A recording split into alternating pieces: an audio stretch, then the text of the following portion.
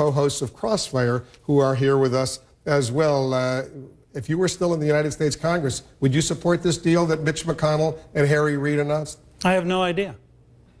You know what the outlines are. Yeah, I don't, but this is about as bad a way to govern as you can get. Why? Nobody has any idea what's in the deal. The legislative language hasn't been written. The whole thing was done in secret. The American people are totally cut out. And I just think I'm not. So you want to see the fine print. You want to see the language. Well, yeah, because the fine print's called law. Basically, what we do know is that the government stays open at least till January 15th. The debt ceiling is raised at least through February 7th. House and Senate Budget Committee members, they try to work out some long-term budget-related issues by December 13th. And there's an income verification clause to Obamacare that's put in to make it difficult for people to commit fraud about their incomes. Those are the basic outlines of the deal. You like it? I like what I know about it. This is a big deal. This wasn't just Obama on trial. This wasn't just the Tea Party on trial.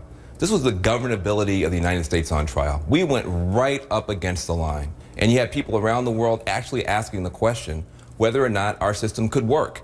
The heroes are not even being talked about. Amy Klobuchar, we're still talking about Ted Cruz. Ted Cruz went down to a humiliating defeat today as he deserved. Amy Klobuchar, a female Democratic senator who wasn't jumping in front of cameras, who was working her tush off behind the scenes, she should be talked about. The winners today are the people who actually were the adults in the room, who were behind the scenes, who tried to make sure that America did not become a deadbeat country. The governability of our system was on trial, and we passed the test today, and that's the most important thing. You agree? No, look, I think this is a very sad day for this country. Sad day. Sad day. But let me just press you on this. A sad day because... It's a sad day, first of all, because the president adopted a strategy of vilifying his opponents and refusing to negotiate, and he worked. He got what he wanted on his terms in a way that teaches us what he's going to do next, which is vilify his opponents and refuse to negotiate. It's a sad day because does any rational person really believe that this new super committee meeting until December 13th is going to accomplish what nobody has accomplished in the last 3 years? I mean, once again, we kick the can down the road. We don't fix Obamacare, which is becoming a fiasco around the country. We don't fix any of our major entitlements. We don't do anything about our debt. We don't do anything about transparency in public. We have two old-time leaders get together at the last minute, cut a secret deal, and all of us breathe a sigh of relief and say, oh, this is terrific. Yeah. The ox is out of the ditch, but it's still an ox. Go ahead, Val. You know, I appreciate your passion. I see it differently. The way I look at it, this president did the right thing. The president said, listen, I cannot negotiate with a party that has been hijacked by its far right wing.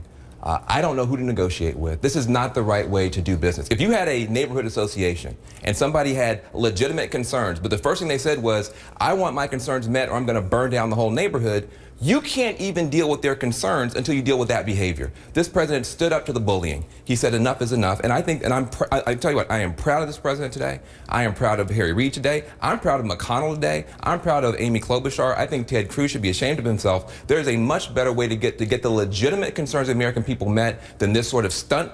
And I'm glad it did not work. Here's the deal. Nobody wins today, but Ted Cruz loses today, and that's very, very important going forward. This shows you the gap in this country. Yep. Every conservative I know thinks the bully is Barack Obama. He thinks the bully is Ted Cruz. Yeah. I just want to suggest to you, it is not healthy as a country to have this big a divide. Fair enough. And I predict this president will spend the next 2 months further vilifying Republicans and widening the gap even more. Did you read the editorial in the Wall Street Journal today, the lead editorial? Seen it yet. Well, it criticized those Republicans who thought it was a good idea to use Obamacare as leverage to try to deal with the government shutdown, with the debt ceiling, among other things. The conservatives thus undermined whatever small